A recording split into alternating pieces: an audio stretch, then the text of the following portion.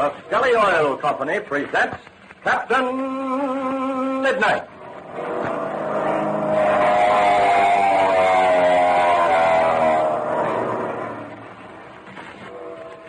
Captain Midnight, brought to you every day, Monday through Friday, at this same time, by the Skelly Oil Company, Skelly Jobbers and Dealers. But first, an exciting message for every one of the thousands of new junior pilots in Captain Midnight's new 1940 Flight Patrol. If you've already called at your Skelly service station to join the Flight Patrol, if you already have your official junior pilot's application card, then listen closely. Your very own burnished bronze medal of membership with the three-blade spinning propeller and the mysterious secret password is now in the mail. If you joined the Flight Patrol when I first told you about it several days ago, you'll find your medal of membership waiting for you at your Skelly service station within the next few days, maybe tomorrow or the day after. And say, wait till you see your very own medal of membership. Boy, it's a knockout if there ever was one. It's a secret medal, you know. You carry it concealed on your person like a Secret Serviceman carries his official badge. And you flash it when you're sure you're among friends. Then there's a spinning three-blade propeller on it, too. You spin it to decide hundreds of different things, to pick the winner or the loser in 100 different games. Why, there's just no end of fun you can have with it. And remember, this spinning propeller medal is your proof that you're a full-fledged member of the new 1940 Flight Patrol. It entitles you to take part in the thrilling adventure that's coming soon. And it entitles you to an unbelievable number of swell free prizes that you'll hear about later on this program. And what's more, none of this will cost you a single penny. You don't even need any box tops or seals or even a penny for a stamp. So listen, if you haven't already driven over to your Skelly service station with Mother or Dad to join the new 1940 Flight Patrol, why not do it tonight? Your Skelly man will be happy to give you your official junior pilot's application card right away. And he'll send right into Skelly headquarters for your very own spinning propeller medal of membership. And he'll put your name on the list for all the gifts and presents that are coming later. And remember, it's all absolutely free. So see your Skelly man and join up tonight. And now to Captain Midnight. In the last adventure, you'll remember that Ivan Shark ordered his chief pilot, Von Drake, to drop bombs near the lonely cabin sheltering Ma and Patsy Donovan, Pinky Drake, and Slim Poole, in order to drive them out into the hands of Pax Rossman, waiting outside. Also in the cabin is another of Ivan Shark's henchmen, Pilot Zollinger, who has never uttered a word since he was pulled from the wreck of his plane. It is now almost dark. Pinky and Ma are guarding the wounded pilot Zollinger, while in the opposite corner, Slim and Patsy are talking in low tones. Listen, Patsy asks. But what do you think, Slim? All I can say is Captain Midnight and Chuck would have got back here if they could. I've got a queer feeling, Slim. I'm sure something must have happened to them. Oh, come on now, Patsy. Don't be saying that. Captain Midnight and Chuck have been in lots tighter spots than this. You must be forgetting about when this Ivan Shark had him in the rear compartment of that there flying machine of his. I'll never forget it.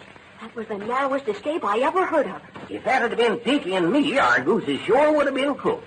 I still can't figure out how they got out of that there tight spot. Well, gosh, Slim, didn't you ever hear about that? Just knew it happened, that's all. Well, you know, that rear compartment of Ivan Shark's airplane had a trap door in the floor. Yeah? In fact, the whole floor was nothing but a big door, which was hinged at the side so they would drop down from the middle. Sweet grizzly. How high up was they? Over 15,000 feet. And just before Ivan Shark sprung the trap, Chuck found a secret panel which opened into the tail section of the ship. In this way, Chuck and Captain Midnight foiled Shark. Then they sneaked up to the front and overpowered Ivan Shark and his daughter Fury. And after all that, you're worried about him now. I'm sure I am, Slim. Did you ever hear about the law of averages? No, I reckon not. Well, I mean, it's too much to expect that Captain Midnight is always going to get out of these scrapes. Come on now, Patsy. Keep your chin up. You sure do like Captain Midnight a heat, don't you? Well, I'll say I do. You know, Slim, well, my dad died a long time ago, and since we've all been together on this vacation in Mexico, I've gotten to know Red awfully well. Sort of like a second father to you, huh? Yes, Slim. That's about it. Well, now, looky here. You ain't got no reason to think anything happened to him. Well, it's almost dark, Slim, and it was early afternoon when they left. And you know perfectly well they didn't have gas enough to stay up all this time. Sure, Patsy, but that don't prove nothing. They could have landed somewhere. That's just what I'm afraid of. They had to land somewhere. If they don't get here pretty soon, these fellas around us will start shooting again. Oh, they won't, neither. Not after the dose of lead Dinky and me give them. You notice they ain't fired a shot for the last hour. Yeah, that's true. But what will happen after it gets dark? They could get up real close and we wouldn't see them. Well, we'll start worrying about that when the time comes. They could set fire to the outside of the cabin just as they did to Major Steele and Bud Conley. Now, looky here, Patsy. We ain't going to let them do nothing like that. Not while Pinky and me can still lift a gun. Listen, it's a plane. I'm sure of it. Sorry, Pinky, here's that. Yeah, there. Now I can hear it, too. It's Captain Midnight. It must be. Now, look out that crack, Patsy. Maybe you can see the plane. Okay, Slim. I'll take a look. Miss Donovan, how's that pilot doing that we pulled out of the wreck? Did he talk yet? Not yet, but he sure knows what's going on. He's a playing possum, and I'm darn sure of it. Thank the sky.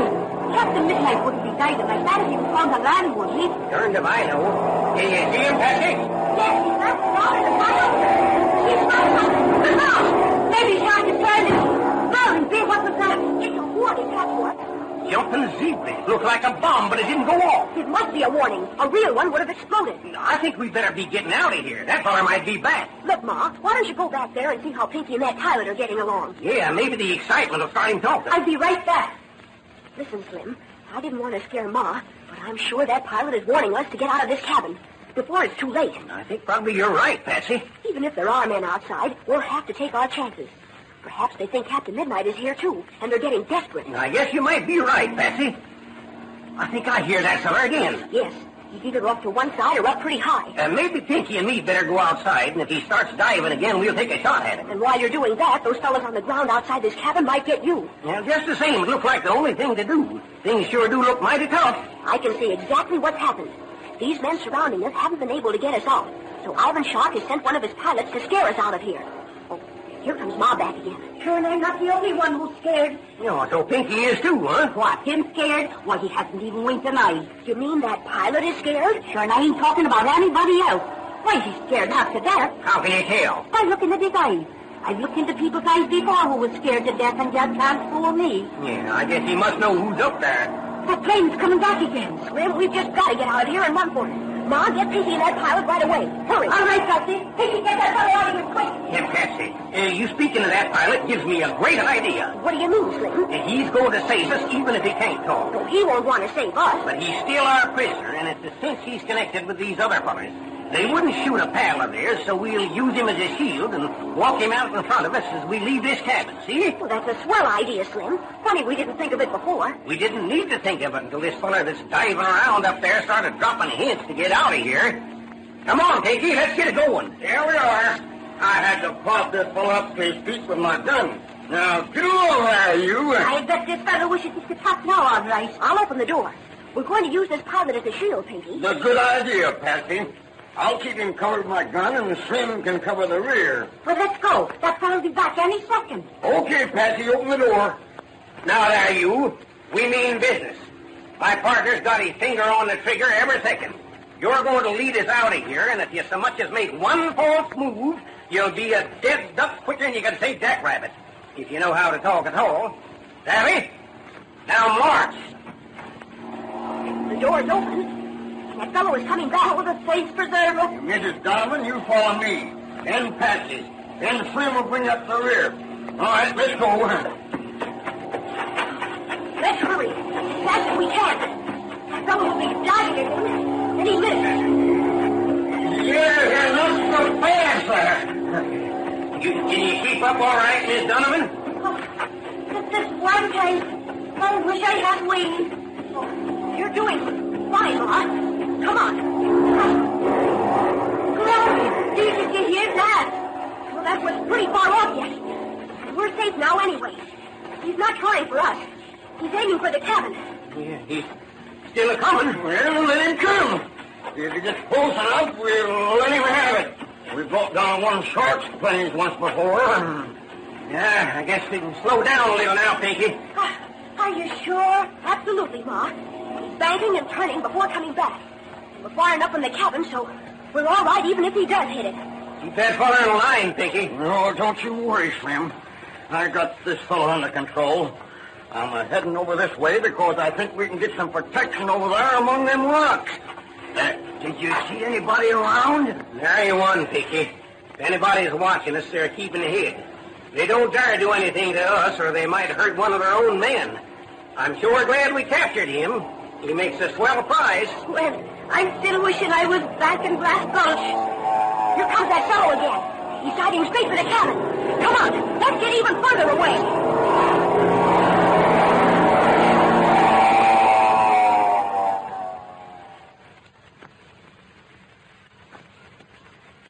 Ma Donovan, Patsy, and the others reached safety in the nick of time.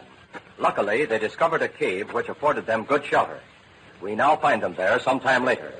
The wind is whistling through the trees as Patsy says... What time is it now, Slim? About 11:45. Oh, I thought Pinky would be back by this time. He'll be here pretty quick. I ain't worrying none about him. We were sure lucky to find this cave. And that pilot's been playing possum all the time. I hope Ma doesn't go to sleep while she's watching him. She won't. She's sitting there with that gun right in her lap. Well, I guess Pinky was wrong about seeing two fellas go near the cabin. He must have been wrong, or else it wasn't Captain Midnight and Chuck. Because we sure didn't get no answer when you hooted like an owl, Patsy. Well, that was way back in grammar school when we did that. Chuck has probably forgotten. Here comes Pinky now. Wonder if he found out anything. There is somebody down there, Patsy. Are you sure, Pinky? You bet I am. There's two of them. And they're under a big tree down the hill a ways. Try that hoot again, Patsy. All right, here goes.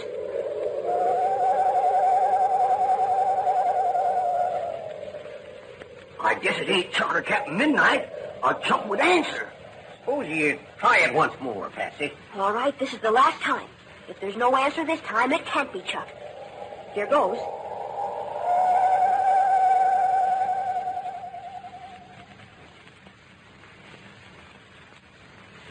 No wonder the mournful screech of the owl had a familiar sound to Chuck. But under the tense strain of the moment, will he remember? Future events, human lives, depend upon what happens in the next few minutes. Don't fail to tune in tomorrow to Captain Midnight.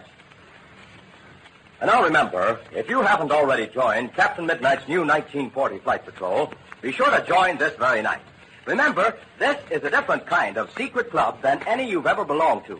There's real adventure ahead for every member. Wonderful free gifts and presents, too. And the most surprising part of it all is that it doesn't cost you a single penny. You just stop at your Skelly service station next time you're out in your family car. Tell your Skelly man that you want to join the new 1940 Flight Patrol and get that marvelous spinning propeller medal of membership. He'll give you your official junior pilot's application card right away and send right into Skelly headquarters for your spinning propeller medal so you'll have it within a few days. Remember, it's all absolutely free, so don't delay. Join up at your Skelly service station tonight.